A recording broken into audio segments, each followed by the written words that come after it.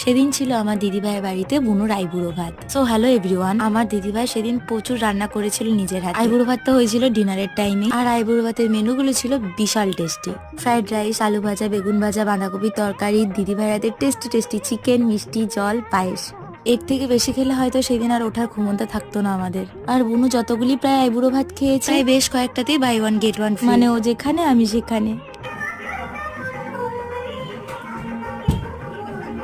দেখতে পাচ্ছ আমাদের হবু কোণে কতটা এক্সাইটেড বিয়ের জন্য। কেন জানি না ভিডিওটা এডিট করতে করতে একটু কষ্ট হচ্ছে। তবে তো আমি ঠিক করে নিয়েছি, ওর বিয়ে করে চলে গেলেও আমি কাঁদবো না।